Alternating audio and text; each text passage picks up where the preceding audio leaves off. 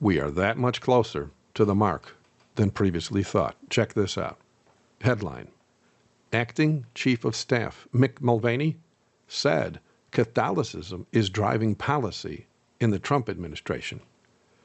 The article says that at the National Catholic Prayer Breakfast in Washington, D.C. on Tuesday, Mulvaney said that principles of the Catholic faith are manifested within the Trump administration. The president has allowed us, Christians of all denominations, folks from all different faiths, to be very vocal about their faith. I'm comfortable as a Catholic, even though I work for a gentleman who is not Roman Catholic, that the principles of our faith are alive and well respected in this administration and are driving many of our policies, Mulvaney said. That is something I am extraordinarily proud to be a part of. You do know, students of prophecy have been warning about this coming to the USA for literally decades, well over 100 years, in fact. And have we not centuries-old proof in writing declaring this was Rome's agenda all along? And is it not prophesied that the U.S. government will emulate the Vatican's church and state conglomeration so as to bring about the long-prophesied religious laws? Thanks to every denomination, including the Seventh-day Adventist Church, already creating their images to the beast with their 501c3 contracts, with the second beast of Revelation, no less, the churches now have the political power to lobby for religious laws. And the one world church, which has been officially formed as globally viable now across all so-called faiths, and this includes non-Christian religions as of February 4, 2019, is it any wonder Trump's administration would bow to the Pope to do that which Mulvaney is proud to be a part of? Now do you see why I stated back in the summer of 2016 that Trump's so-called war of words between him and the Pope was a political smokescreen to make it appear as if Trump's so-called religiosity was not going to be vulnerable to the man of sin in Rome? And directly after he was elected president, like every Vatican-controlled president before him, he and his Roman Catholic wife Melania met with the Pope and were all smiles on camera at that meeting. We are a lot closer to the mark being enforced than most Christians knew. And this includes the blinded Seventh-day Adventist people who remain in apostasy. Their leaders know what's going on, but they don't. The main reason they don't know this, and the main reason they stay in apostasy, is because all of them are wholly unaware that their leaders changed the spirit of prophecy books so as to prevent certain warnings about their wicked plans being made known unto the people, and they removed the King James Bible from most of the churches, and they are now using the NIV, the Vatican-edited NIV. If you want to be used of God in the loud cry, you need to obey his written word about coming out of apostasy as it is declared in both Scripture and Spirit of Prophecy. And so get your hands on a King James Bible and the original unedited Spirit of Prophecy books from Sister Mary Beth at vbates.com. She's the only one I know of out there that has the original books that her dad collected since the 1950s. And her dad was Vern Bates. He's gone to rest now in the Lord. Once you get the King James Bible and the original writings, you will see with the remnant people who left the church to follow the Lamb whithersoever he goes, you will see what the remnant people have been seeing for decades.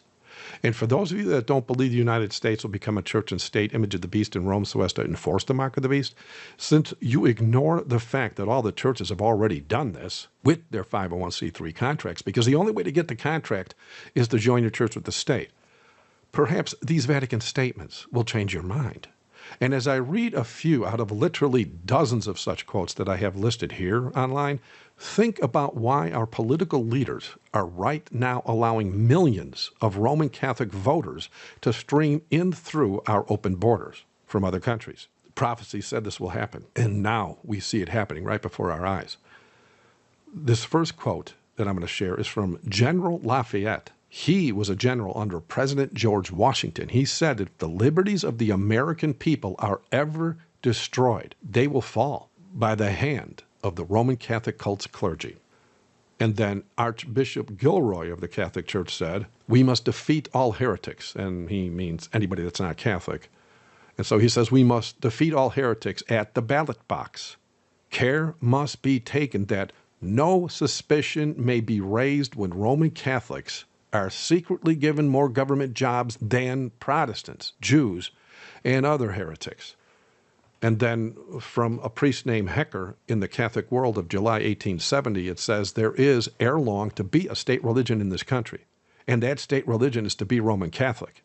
Number one, the Roman Catholic is to wield his vote for the purpose of securing Catholic ascendancy in this country.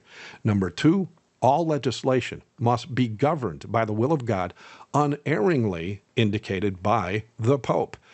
Number three, education must be controlled by Catholic authorities, and under education, the opinions of the individual and the utterances of the press are included, and many opinions are to be forbidden by the secular arm under the authority of the church, even to war and bloodshed. And then another priest by the name of Talbot stated in the official Jesuit magazine for the U.S. in the New York Globe on December 14, 1930, he said, "The old Protestant culture is about at the end of its rope.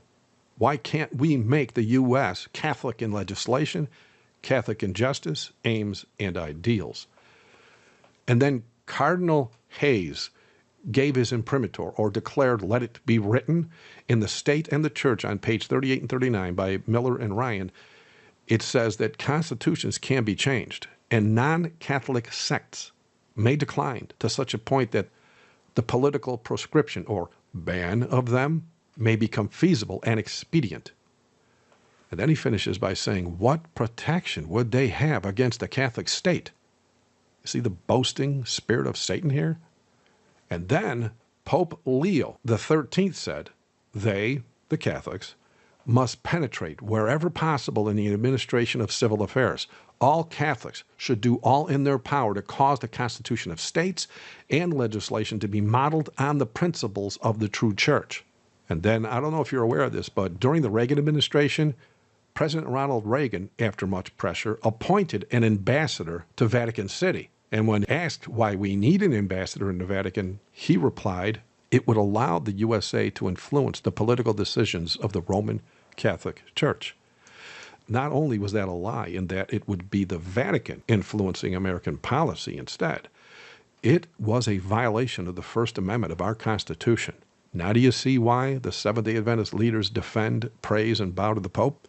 As prophesied in the Bible, as well as in the unedited Spirit of Prophecy books, they are now one with the man of sin in Rome, and the mark of the beast is that much closer to enforcement right here in America. Thank you for watching. God bless.